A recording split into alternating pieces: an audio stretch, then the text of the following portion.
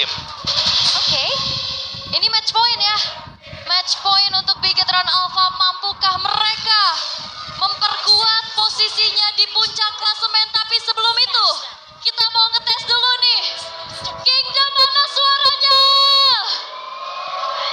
Biget Troopers gak mau kalah. Biget Troopers, mana suaranya? Kalau begitu MPL Arena, mana semangatnya? Berarti ganti-gantian ya, kayak suara burung dengernya. Tapi ya balik lagi untuk early game masih nih demi kemuliaan nih, kerjaannya memang kayak gini. Dorong-dorong buff. Kalau misalkan salah nebak buffnya ditarik dulu, di reset sekali, nanti orangnya datang didorong jauh sama dia.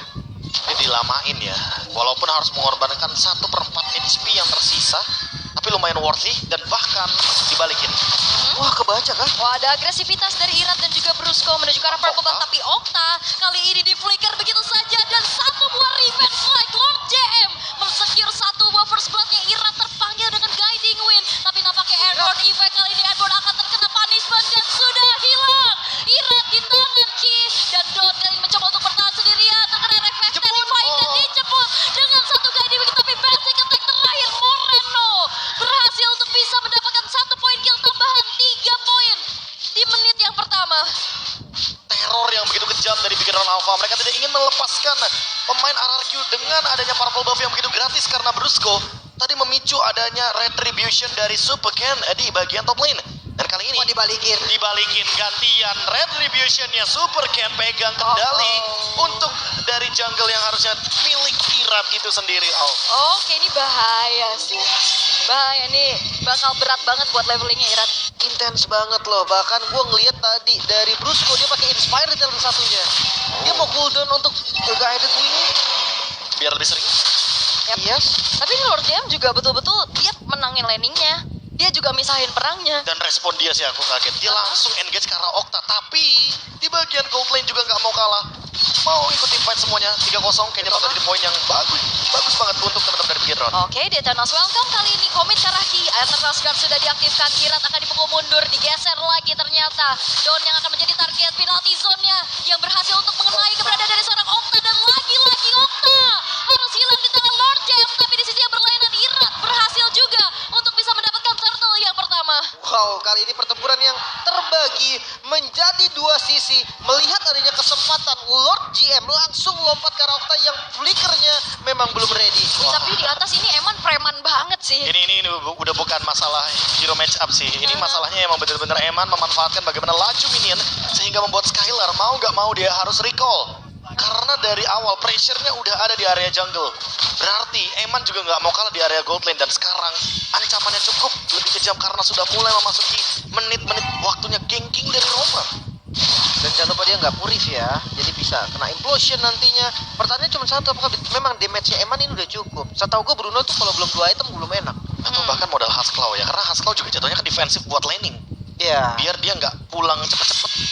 Dan kalau ngomongin soal sepatu sih, Demon Shoes bisa jadi solusi buat early game. Endless Battle yang sempat dibawakan sama Eman karena untuk jawaban dari cooldown reduction itu juga bisa dibawakan kembali menurut di game kali ini, karena kita berbicara soal dash ability yang bisa dibawakan oleh Brusco sebagai salah satu jangkar pemain dari RRQ. Oke, tinggal lihat aja nantinya ya seperti apa Heptasis Skylar. Wow, First item seperti biasa, Skylar sangat suka sekali dengan Heptasis. Ketika bermain dengan clean, dia mau ikut team fight juga dan memberikan damage deal di early game. Tapi ya, pertemuan antara kedua belah jungler di area rumputan ini membuat dari Irat harus terpanggil mundur dulu, mencoba untuk melakukan zoning out satu sama lain, bergerakan menuju ke arah top lane karena turtle-nya juga bentar lagi bakal muncul. makanya di setup lagi dan wah lihat pokingan damage di awal sambil membuka vision. Brusco lagi-lagi menjadi palang pintu di bagian depan. Circling Eagle-nya tadi juga sudah diaktifkan, tapi melihat kali ini pergerakan dari Lord JM dan juga pergerakan dari Don sama-sama cut wave minion untuk bisa bantu setup karakter Turtle. Wah, atau jangan-jangan akan ada rotasi nih dari kedua gold laner yang mereka akan recall atau mereka bakal join team fight karena ingat Heptasis dari awal memberikan penetration dan ini bakal berbahaya untuk lini depan dari Bigetron Alpha. Mereka bisa team fight 5 lawan 4 sekaligus. Oke, Turtle kali ini masih coba untuk ditarik ulur terlebih dahulu. Ki yang mencoba untuk memegang kembali, tapi di sisi lain ada Eman yang sudah siap-siap dari arah belakang. Brusco melakukan patroli di lini paling depan, terkena cicilan yang begitu menyakitkan, dan kali ini Super Ken bakal coba ditabrak. Kalau selesai connect 2 dimakan Implosion dan juga penalty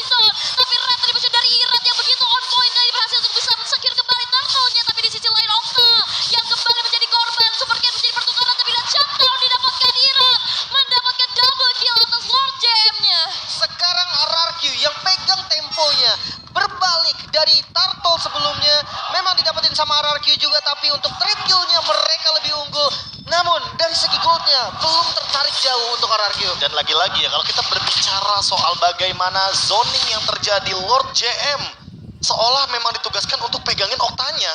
0-3-2. 2 assist memang ditorehkan, tapi mau nggak mau gold lead-nya akan dipegang oleh Moreno dengan glowing one sebagai item pertamanya. Kali ini harus ada penjagaan terhadap Okta, entah iratnya yang melakukan Detona's welcome defensif atau tetap dengan offensive play. Yang penting dapetin objektif. Itu yang sebenarnya bisa dijalankan sama RRQ untuk sampai saat ini, Lip. Agak susah ya sebenarnya. Opsinya cuma 2. Kalau kayak gitu objektifnya ntar bakal kendor gak sih? Kayak Makanya adu di daerah turtle-nya gitu kan. Itu Iya. bakal hilang juga kalau iratnya jaga Okta kan. tinggal mereka pilih mau menang orang atau menang objektif. Oke, menarik banget. Dan lihat rotasi di top lane sudah mulai gerak. Tapi kayaknya ini udah disadarin juga ya sama pemain-pemain Bigetron Alpha. Mereka coba untuk langsung mundur lagi. Ini Wait, hampir aja tercancel recall-nya. Padahal ada satu sebelum yang masuk ya tadi. Itu Silvio Eagle harusnya. Iya, tapi Ki kali ini bakal coba untuk langsung di-commit dengan Detona's welcome. Terkena efektan dengan 1 buah follow-up damage dari Skylar. Ki terpanis di area top lane. Yang gua takut tuh tadi apa Silvio Eagle kena. Tapi Itu jadi keburu recall ya. Superman itu, jadi Superman dia ke base. Ngikut ya.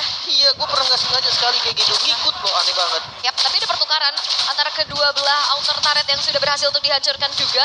Lord JM.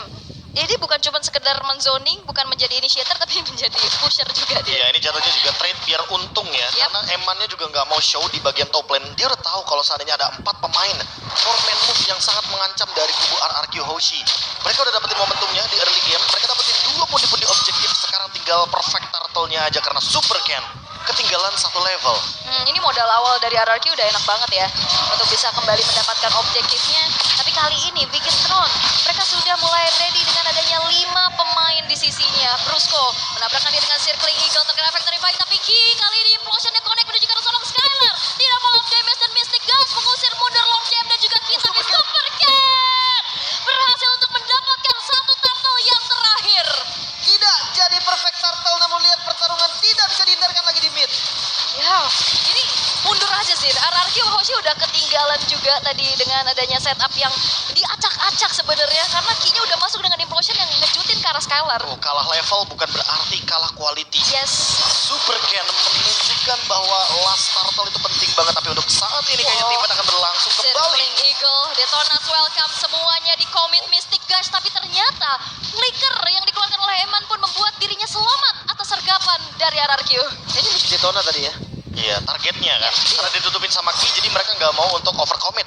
Karena kalau overcommit jatuhnya, kalau Ki punya implosion yang berbahaya, malah Irat dan Brusco-nya, mereka nggak bakal bisa untuk escape lagi ketika memang mereka menggunakan Circling Eagle dan juga ada 1 Guided Wing untuk ofensif. Oke, cukup menarik kali ini dengan kondisi gold yang naik turun dari keduanya. Ini sama-sama under 1000 gold loh, ketarik kadang ke Bigetron, kadang ke RRQ. Karena dari tadi ya, perbedaan goldnya cuma 300, 200, nggak bakal beda jauh. Dan team fight masih 50-50 menurutku untuk sampai saat ini, walaupun perbedaan poin killnya menuju ke Bigetron Alpha. Tapi, kualitas team fight, wah, Implosion kali ini Brusco yang akan ditarget, tapi ternyata bukan Brusco yang diinginkan. Skylar terkena dengan penalty zone, terhujang lagi dan dijemput dengan guiding win from Brusco yang membuat Skylar kali ini berhasil untuk hidup lebih lama. Tapi dengan Detona's welcome, dengan 1 buah pergerakan dari Mystic Gas, Super Cat akan dipunishkan, tapi tidak cukup mudah. Pressure red, dan ternyata Eman dengan adanya positioning yang begitu baik, RRQ Hoshi bakal coba untuk menabrakkan kembali. Double kill diamankan oleh Skylar dan Bigetron Alpha dipaksa mundur. Lagi-lagi Brusco save the day. Guided Wing yang bisa menyelamatkan posisi dari Skylar, bukan hanya sekadar menyelamatkan karena mereka membalikan keadaan. Midnya terbuka dan RRQ pegang keadaan saat ini. oh ini semua kendalinya tentunya dari 2-1 di area turtle dan bahkan langsung mau menuju ke area objektif. Gak cuma mid turret, Lord juga yang didapatkan dan ini akan menjadi free untuk kubu RRQ Hoshi. Moreno? Harusnya ya. Ada usaha lah ya dari Eternal's Guard, tapi memang Retribution yang langsung secure. Langsung unggul 1800 B. Lagi-lagi dengan 1 buah kejadian saja RRQ bisa pegang temponya. Ya, counter setup yang menarik sekali, membawa Skylar dengan menggunakan Guided Wing ketika Skylar tidak memiliki lagi yang namanya Flicker. Dan kali ini, mau tidak mau RRQ Hoshi akan mencoba untuk mengendalikan semua inner turret agar mereka bisa masuk lebih dalam lagi ke dalam area jungle dari Bigetron Alpha. Tapi ini masih bisa defense ya harusnya ya. Nggak Siap, terlalu Mas. mengancam juga untuk Lord yang pertama. Apalagi mereka kurang proper nih untuk melakukan pushnya kan. Mereka buru-buru juga tadi Lordnya. Nggak bisa kalkulasiin untuk respawn time Lord. Dan akhirnya ya udah ketahan Lordnya. Oke, 1 lane push Yang biasa kita melihat three lane push ketika adanya Lord didapatkan oleh sebuah tim, tapi kali ini kayaknya bottom lane bisa untuk di-engage kembali. Skylar selesai dengan Malefic Roar-nya. Jadi tentu akan lebih enjoy lagi untuk bermain front to back dengan menggunakan clean yang tipenya benar-benar menimbulkan burst damage. Ada endless battle juga, tambahan dari true damage dan cooldown reduction, hingga adanya mana regen agar dia mampu lebih lama dalam team fight. Seperti tadi, mungkin ketika di-engage dia bisa balikin keadaan ketika Brusco ready dengan favorum itemnya. Yap, karena targeting dari Bigetron Alpha ke Okta ya. Iya. Skylar-nya free sekarang masalahnya, karena mungkin beda di game yang pertama Skylar-nya yang di pressing terus-terusan. Soalnya serba salah sih. Skylar iya memang sakit banget, tapi kalau ngomongin Okta dia true damage kan. Yes, dia bisa bocorin depan siapapun. Jadi kayak bakal lebih diincer, apalagi escape skill-nya kan gak enak dari Ya, burst juga. tinggal di targetingnya aja sih. Kalau misalkan targetingnya ke Okta lagi, Skylar-nya free, tapi memang tidak ada true damage. Kalau targetnya ke Skylar berarti harus all in. Mereka nggak boleh menyia-nyiakan sedikit pun resource yang mereka miliki, karena jatuhnya kalau damage-nya nanggung, ya kejadian kayak tadi akan terulang. Yap, dan sekarang Final Slash, Mystic Gush, dan ternyata Circling Eagle diurungkan niatnya, mundur saja. Ternyata bukan target yang diinginkan. Oke, pelarahan tapi pasti ya. Lord advantage kecil banget sih memang. Karena nggak dapetin apa-apa tadi. Ya, tidak mendapatkan inner turret juga, hanya mungkin mendapatkan Lord-nya aja. Level juga kayaknya nggak terlalu berbeda jauh. Bahkan sekarang tinggal setup-nya aja sih. Setup dari Bigetron Alpha mau seperti apa? Karena mereka yang tadi pegang kendalinya, tapi ternyata sekarang RRQ juga nggak mau kalah dari segi setup. Oke, dan untuk Vexana sendiri menjadi most pick hero bagi Moreno di MPL ID season 13, 7 kali pick loh. Win rate-nya juga sampai 71%. Ini udah bisa dibilang hampir bisa dibilang sempurna ya untuk Moreno ya dengan win rate seperti ini. Karena jatuhnya benar-benar minim banget untuk kekalahan dan bisa membalikan keadaan juga karena ada implosion nih Lim. 3 flicker, 1 retribution, dan 1 purify. Siapapun yang terkena implosion bisa diganyang langsung kecuali Brusco tidak ready dengan guided wingnya. Oke, terpanggil sudah Dino terbang kali ini. Detonas welcome connect menuju ke arah seorang Lord JM. Flicker mundur ke arah belakang dengan Mystigas, tapi Ki bahkan coba untuk maju. Begitupun dengan adanya Super Ken. Tidak ada yang tumbang sejauh ini dan masing-masing pemain masih bisa selamat. Lord mulai di setup kembali 5 melawan 5 sepertinya, tapi Okta harus sedikit bergerak ke top lane untuk clear wave dari minionnya. Lordnya udah mulai low, ini bakal dikontes oleh RRQ. Yes, kontes terjadi dan implosionnya connect menuju ke arah 2 orang sekaligus. Dengan Lord yang bakal coba untuk langsung saja di-commit, tapi tabrakan mulai terjadi lagi. Ada Etonas Gun dari arah belakang, Iman-nya free hit. Irat bakal coba untuk bunuh, tapi Mystigas dari Okta yang berhasil untuk bisa mempanis keberadaan dari Eman. Lord JM sendirian di depan sana. 5 pemain dari RRQ Hoshi sudah siap untuk bisa merundung ke arah Lord JM, tapi di sisi lain Brusco pun menciptakan space agar sang damager lainnya tidak bisa mendekat. Lagi-lagi the gatekeeper Brusco yang menahan bagian depannya, tidak boleh lewat sama sekali. Perfect zoning dan Lord bisa didapatkan oleh RRQ. Wow. Ini dia nih, zoning yang tidak sia-sia ya, hingga akhirnya mapnya terbuka bagi Okta dengan 1 Mystic Gas connecting ke arah Eman. Eman juga membawa kanun flicker dan lagi cooldown. Jadi mau nggak mau semua damage akan dilahap. True damage sekalipun itu akan hilang seketika bagi sang Bruno. Ini dia alasannya mungkin kenapa Bruno masih tidak begitu laris di minggu yang ketiga nih Lim. Oke. Permainan front to back-nya terlalu banyak syarat dan sangat sulit sekali untuk bagaimanapun caranya mengembalikan keadaan dalam loose condition. Harus benar-benar snowball berarti di awalnya ya. Dan sampai dengan si Halbert membuktikan bahwa Eman membutuhkan banyak sekali item hingga untuk mengembalikan keadaan sedikit saja. VOD udah jadi buat Skylar nih dan tabrak bawahnya. Tapi sepertinya dari RRQ Hoshi mereka nggak bakal memaksa ya. Mereka bakal coba untuk tarik ulur dulu. Begitupun dengan ada Circling Eagle tipuan, ternyata Lord JM hampir saja keluar dari zona nyamannya. 1 besar di area bottom lane berhasil untuk dihancurkan kali ini. Wah, Final Slash. Oke, yang bakal coba untuk menjadi targetnya masih terlalu tebal, nampaknya belum ada damage yang cukup juga. Brusco sudah mulai tercicil. Super Ken membuat dirinya ada di lini paling depan. Mystic Gush diterima dengan cukup banyak, tapi Super Ken masih cukup durable. Oke, kembali mundur kali ini Bigetron masih bisa defense lagi. Tidak ada wave minion yang membuat akhirnya RRQ terpaksa nih harus mundur. Berarti sekarang PR dari RRQ karena mereka melakukan zoning out, mereka harus memperhatikan lini belakangnya. Jangan sampai lini belakangnya malah terjebak ketika Ki ingin melakukan serangan flanking dari belakang. Bigetron pernah berada di posisi ini, Lim. Mereka pernah berada di posisi ketika mereka melakukan comeback dengan 1 implosion saja. Dan itu yang mungkin mengerikan dari Tigreal. Hero momentum, hero 1 momen. RRQ nggak boleh kehilangan momentumnya. Mereka harus lagi dan lagi memperhatikan lini depan, tapi tidak melupakan lini belakang. Yap. Winning condition dari RRQ cukup fleksibel possible. Mereka tinggal pilih mau hero dulu atau objektif dulu karena mereka lagi pegang kendalinya. Tapi buat Bigetron Alpha, winning condition mereka hanya hero dulu. Oke, makan depan sebenarnya possible juga sih. Dia mau Bruno kan. Cuman ya harus hati-hati juga nih. Ini yang bikin kesel sebenarnya Brusco tahu. Iya, Brusco hilang. Tarikannya sih. Kan karena udah punya item juga, dia punya Flight of Dosis, dia favor. Ini bikin siapapun yang mau dikejar bakal susah. Dan gak gampang juga untuk di take down walaupun dengan item seperti ini. Item full damage. Mau Holy ya? Sekalipun nantinya, ya Holy pasti. Sekalipun nanti Eman akan memiliki positioning yang sangat-sangat bebas di lini belakang. Lihat, dia aja sampai butuh satu item lagi. Entah Demon Hunter Sword, entah Wind of Nature. Dia sangat-sangat reliable dengan item. Makanya susah banget untuk bermain Bruno sepertinya di meta yang sekarang ketika kita berbicara level MPL. Mungkin dengan kasus ditambah ada Matilda di lawannya nggak sih, Be? Itu dia. Yang bikin makin susah lagi. Jadi bolanya nanggung ya, damage-nya juga nanggung. Gak ada eksekusi dan Demon Hunter Sword. Apakah nanti Brusco adalah target utama dari Eman? Atau jangan-jangan memang itu yang ditunggu dari Bigetron. Mereka ingin Emannya menangkap Brusco di lini belakang sehingga tidak ada penjagaan untuk Skylar Dawn dan juga Okta dengan Implosion bisa membuat combo.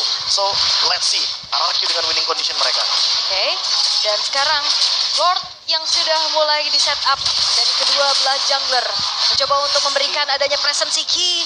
Ketahuan keberadaannya nampaknya kali ini diusir mundur perlahan-lahan, tapi kelima pemain, tapi Brusco ternyata bikinnya ke arah Bloodwings loh. Tapi lihat bagaimana kali ini setup dan Lordnya juga udah mulai tergerus dari segi HP-nya. Super Ken bakal coba untuk menghindari adanya Thanos Welcome dan kali ini Retribution Super Ken yang berhasil untuk bisa mendapatkan Lord milik dari Bigetron Alpha. Walaupun kinya menghilang, Okta menjadi pertukaran. Lord JM masih ada di lini paling depan, tapi Emannya cukup free di arah belakang dan bahkan kali ini Don't Find a Slash yang berhasil untuk bisa mempanis keberadaan dari Eman. Tersisa dua pemain saja dari Bigetron Alpha. Wow, 2 melawan 4. Lord memang ada di arah Bigetron dan itu bisa langsung di-clear juga sepertinya di bagian top lane. Sudah mulai berkumpul RRQ. Mereka nggak mau pulang, mereka mau coba kasih press dan Lordnya dibiarkan sepertinya. Oke, mereka bakal coba untuk fokus untuk menghancurkan satu buah base turret di arah tengah. Dua pemain yang tersisa dari Bigetron Alpha melakukan defense. Eternal Skat dari arah belakang. Wave minion sudah mulai keluar pelan-pelan dan sepertinya RRQ Hoshi Harus mundur. belum berhasil untuk bisa mendobrak base dari Bigetron Alpha. Mereka harus melakukan clear dari Lordnya secepat mungkin sebelum nanti Eman muncul dalam kurun waktu 5 detik. Jangan sampai ada momen yang tercipta dari Bigetron karena menurutku kalau tiba-tiba Bigetron mengembalikan keadaan ini bakal buruk. Lord di tangan dari Bigetron, Wave minion masih bergerak. Tapi untungnya dengan kesigapan dari pemain dari RRQ Hoshi mereka akhirnya clear Lordnya. Brusco, dia udah punya Bloodwings. Next, berarti dia harus lebih hati-hati karena dia full damage dan Eman sudah punya Demon Hunter Sword. Berarti permainan front to back bisa dijalankan kembali, Lim. Seperti yang sudah sempat kita proyeksikan dari awal. Oke, tapi dari replaynya kelihatan ya memang dari jungle-nya fokusnya ke Lord nih. Tapi di sisi belakang lagi-lagi Okta, Be. Kena makan lagi. Kena makan lagi. Dan itu dia target kalau Oktanya yang di aim, berarti Skylar-nya free. Kalau target ke Skylar, Oktanya yang free. Tinggal pilih nih Lord JM. Mau physical apa magic damage yang bakal dia hajar dari lini belakangnya. Karena dari segi gold, kayaknya goldnya udah mulai tergerus pelan-pelan karena Bigetron dapetin Lord barusan. Tapi yang berbeda memang dari base turretnya ya, dari RRQ Hoshi mereka bisa manfaatin lane tengah dan bawahnya. Benar. Cuman kalau ngomongin laning jauh ya, karena ada di top lane dan base turret di top lane masih ada, jadi kayak pressure-nya masih nanggung nih. Soalnya kalau lane-nya deket sama objektif, deket sama Lord-nya, itu menurut gua akan tetap bisa di-clear terus-terusan. Benar, dan malah jadi keuntungan gak sih buat Bigetron karena mereka malah bisa setup di area bottom lane tersebut. Dan terbukti, kalau kita lihat dari Lordnya yang sekarang mau gak mau fokus dari RRQ Hoshi adalah ke area top lane. Gimana caranya biar mereka menjemput satu pemain agar nantinya permainan dari lini jauhnya tidak kalah-kalah juga nih. Kebetulan kalau kita berbicara soal lane jauh ya nggak ada yang bisa megangin lane jauh sih, kecuali mungkin Skylar dan juga Brusco. Tapi ini Okta ya, diincer mulu, damage-nya paling tinggi loh dia. Ya karena true damage itu sih yang membuat Gord sangat powerful di lini belakang. Dan ditambah lagi dengan Glowing Mon, membuat bagaimana keadaan dari Super Ken lumayan terancam. Ini juga terancam tentunya. Jadi mau nggak mau permainan front to back pun bisa dijalankan oleh RRQ Hoshi, tapi via Okta. Beda sama misalkan Bigetron Alpha, dia mengandalkan Eman. Yap. Dan juga memang continuous damage ya yang disumbangin sama Okta juga kan. Dia bisa spam terus-terusan dari projectile-nya, junction-nya. Dari tadi kan kena terus kan, apalagi banyak banget fight yang close combat gitu. Iya, iya. Menarik banget memang. Lord sudah muncul kembali, Lord yang sudah evolve kali ini. Dari keduanya nggak ada mau lepasin, sudah dilihat juga daerahnya sama Super Ken. Dan lihat dari setupnya, karena atasnya sebenarnya masih lumayan rapi, tapi tetap harus di-clear. Karena pressure-nya masih ada tetap di gitu loh. more in the show. Oke, sepertinya kali ini bakal coba untuk langsung komit kah Brusco? Mencoba melakukan zoning out kembali. Ada Detonas Welcome yang ternyata masih tertahan juga karena Circling Eagle. Mencoba untuk menabrakkan ke lini paling belakang. Guiding Wind terpanggil lagi dan Kating kembali terjadi. Wah, ini harus rapiin dari wave minion dulu. Untungnya bisa di reset dan lagi-lagi kembali ditarik lagi Lordnya. Masih cukup aman tapi lihat Ki. Oke, Ki bakal komit menuju ke arah seorang Don kali ini yang punya immortality dari belakang. Mystic Gun mengembalikan keadaan dan Ki harus melepaskan satu buah immortal di dalam tubuhnya dan Ki hilang di tangan Scalar. Tapi lihat bagaimana free hit dari Scalar. Double kill diamankan. Satu buah Winter tidak menyelamatkan Moreno. Atas triple kill yang diamankan menuju ke arah Maniac. Karena Super Ken kali ini yang berhasil coba untuk langsung saja di commit. Tapi tidak dengan ada Maniac. Karena killnya diambil juga dengan adanya Brusco. Tapi wipe out.